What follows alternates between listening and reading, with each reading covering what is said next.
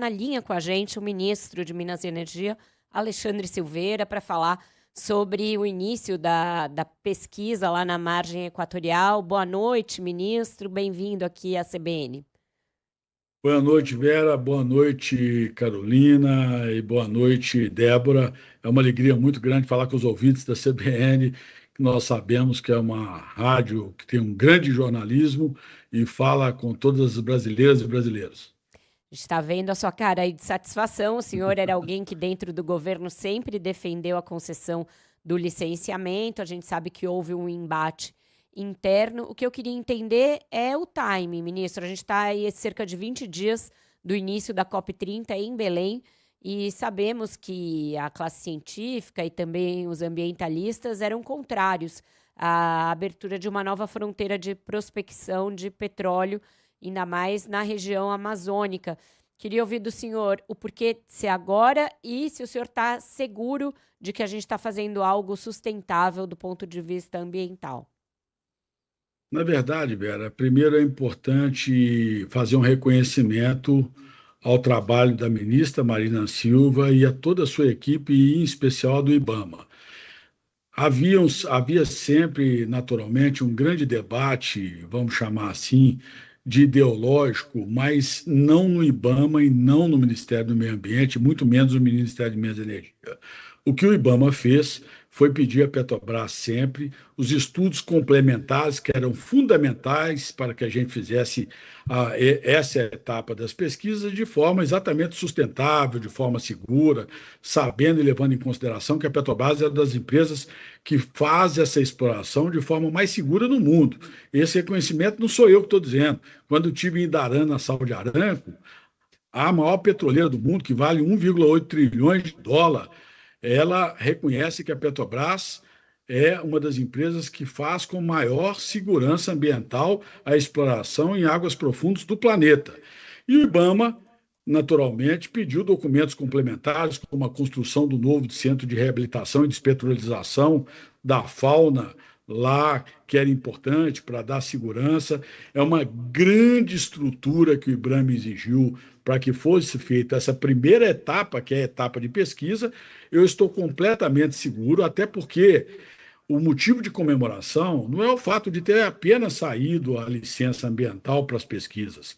A comemoração é porque isso garante soberania e segurança energética ao Brasil.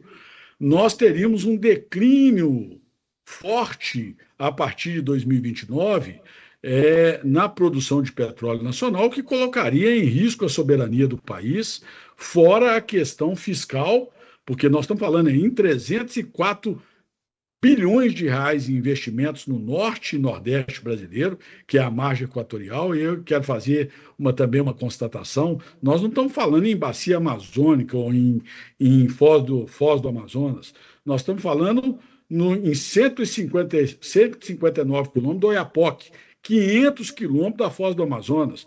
Então, esse nome Foz do Amazonas foi um nome de batismo dado em 2013 pela Agência Nacional de Petróleo, quando a ministra, então, Isabela, e o ministro Lobão assinaram a autorização para leilão desse bloco, que agora se torna uma grande expectativa de nós acharmos uma das maiores fronteiras do mundo, porque está na mesma região geológica da Namíbia, do encontro sedimentar da Namíbia, e já na Guiana ali explorando com grande sucesso, inclusive as empresas americanas, com grande sucesso e grandes achados minerais naquela região. Portanto, é motivo de todos os brasileiros, sim, comemorarem, porque é o desenvolvimento de uma região pobre do Brasil, de uma região que precisa de aumentar o seu IDH, mas é também motivo, independente dos prazos da COP, do Brasil, a gente destacar que vai para a COP de cabeça erguida, vai para a COP comemorando, porque o Brasil é o grande líder da transição energética global pela sua matriz limpa e renovável, muito acima da média mundial. Ministro, é Débora, que eu vou insistir nessa questão do timing e da COP30, porque não seria um contrassenso o governo pedir para adiar a votação dos vetos do presidente Lula ao novo licenciamento ambiental, deixar para depois da COP, iniciar a perfuração na Foz do Amazonas às vésperas do evento, isso não tira o protagonismo do país na discussão sobre transição energética e mudanças climáticas? Porque isso vai acabar sendo o assunto do evento. Débora, não, eu vou explicar por quê. O presidente Lula, até onde eu tenho as informações, ele não pediu para sobrestar os vetos. O que o presidente Lula fez foi vetar aquilo que ele entende que são absurdos de liberalidade ambiental. É diferente. O presidente Lula foi contra boa parte daquilo que foi aprovado pelo Congresso Nacional, cumpriu seu papel constitucional e legal de fazer os vetos e cabe ao Congresso agora apreciá-los. O que nós estamos discutindo é outra coisa completamente diferente. Mas eu entendi que os vetos serão derrubados, né? Por isso foi pedido para que isso acontecesse depois da COP, para não ter esse constrangimento. E nós vamos continuar trabalhando, Débora, para que os vetos não sejam derrubados. A obrigação de nós é nos mobilizarmos para mantermos os vetos do presidente da República. É claro que nós vamos saber reconhecer a soberania do Congresso ao apreciá-los a fim e a cabo. Mas hoje a posição do presidente da República é contra a liberalidade. Eu sou daqueles que defendo sempre que a gente deve dialogar sobre os problemas reais da sociedade. Eu sou contra qualquer tipo de extremismo. Nós vivemos no passado recente o absurdo do passar boiada. Podia tudo, podia desmatar, não tinha mais cavidade, que era liberalidade completa e total e que não havia de se preservar nada e passar por cima de qualquer critério ambiental. Nós temos uma das legislações ambientais mais modernas do planeta. Nós temos 50% de energia limpa e renovável. Estou falando de energia de uma forma geral. Energia elétrica, nós temos 90%, é a melhor matriz do mundo. Ou seja, enquanto o mundo tem uma média entre 15% e 18% de energia limpa e renovável na sua matriz, nós temos 50% e 90% de energia limpa e renovável no setor elétrico. Então, o Brasil vai para a COP para continuar defendendo o que o presidente Lula faz como ninguém no planeta. O multilateralismo para a gente fazer a transição energética global, para a gente combater pobreza energética. Diga-se de passagem, ele fez no seu primeiro mandato o maior programa de combate à pobreza energética do planeta, que é o Luz para Todos, que tirou 17 milhões de famílias da escuridão, 60 milhões de pessoas, agora fez o Luz do Povo e o Gás do Povo para fazer inclusão social, né? 17 milhões de botijão de gás para o cozimento limpo, cumprindo, inclusive, seus compromissos internacionais do ODS 7 da ONU. Então, o Brasil é um país que vai para a COP de cabeça erguida. Agora, a questão do petróleo, eu sempre digo o seguinte: a questão do petróleo, para quem conhece desse mundo das energias, não é uma questão de oferta, é uma questão de demanda. A transição energética, a própria palavra em si, ela já diz, ela vai acontecer uma transição, não é uma mudança energética. Então, enquanto o mundo demandar ou tiver necessidade de petróleo, de combustíveis fósseis, alguém vai produzir, que seja o Brasil. Se a Petrobras não explorar na margem equatorial, ela como uma petroleira com alta expertise, e que inclusive não é uma petroleira apenas nacional, ela é uma empresa listada na Bolsa, inclusive de Nova York, ela vai buscar outras fronteiras. Quais serão essas fronteiras? Provavelmente a África, a Namíbia, que os postos de petróleo estão lá, a Galp está lá, a exploração vai acontecer. E a Petrobras não pode acabar. Então, se ela não explorar no Brasil, ela vai explorar fora. Se ela explorar fora, nós vamos deixar de desenvolver o país, nós vamos deixar de arrecadar em torno de R$1 trilhão nas próximas décadas, que é a perspectiva da margem equatorial, e vamos continuar com um país sem soberania nacional, inclusive colocando em risco a soberania energética de um país com a dimensão territorial que tem o Brasil e com os desafios que nós temos. Ministro, a gente tem mais uns minutinhos e eu queria ouvi-lo sobre a reação, porque já temos organizações ambientalistas e indígenas e quilombolas dizendo que devem entrar até o fim da semana com uma ação judicial contra essa licença. Isso cria uma incerteza jurídica para um investimento dessa monta? Eu acredito que não, é natural, é um debate que faz, aí eu volto à questão do extremismo ideológico. Nem o passar boiada e muito menos não posso fazer o que é necessário.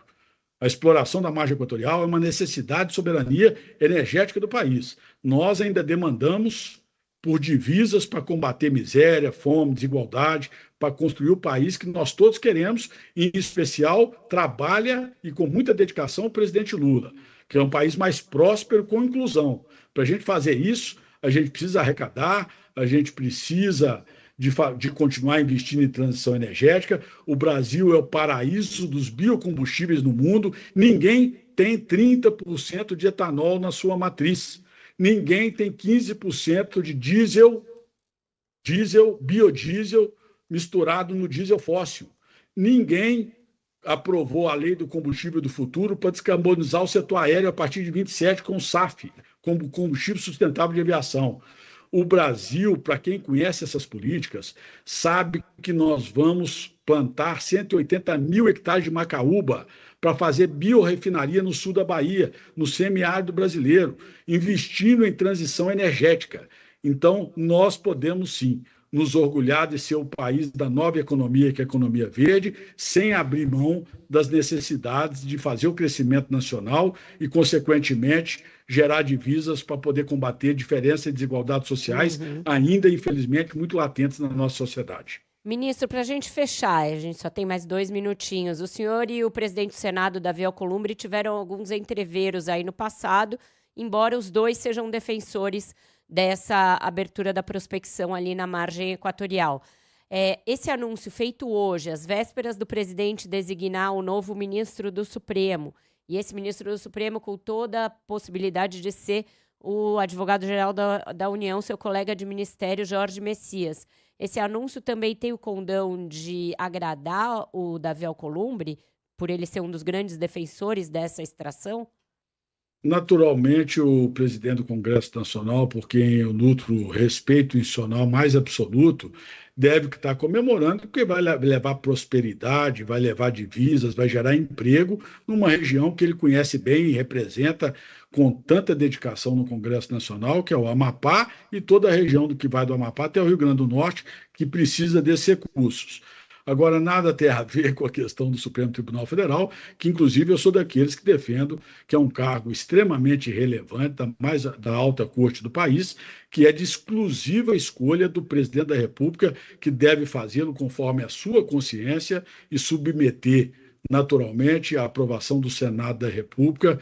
E eu acho que deve ser respeitado o presidente Lula nessa sua autonomia, que é das mais sagradas, que é escolher os ministros da Suprema Corte. E o senhor, como mineiro, não vai ficar em cima do muro. O senhor é a favor do seu conterrâneo Rodrigo Pacheco ou do seu colega Jorge Messias? Hoje eu ocupo uma posição, Vera, e acredite no que eu vou dizer, não é a questão de ser em cima do muro. Por mais que a gente tenha as nossas preferências pessoais, eu devo respeito ao presidente Lula. Sei. E eu compreendo que o presidente Lula tem a sua sagrado direito de, conforme a sua consciência, a sua alma e a sua história, escolher aquele que ele entender que vai representar melhor o Brasil na Suprema Corte. Perfeito, muito obrigada. Esse foi o ministro de Minas e Energia, Alexandre Silveira, falando com a gente aqui no Viva Voz. Obrigada, ministro. Volte sempre. Obrigado a todos.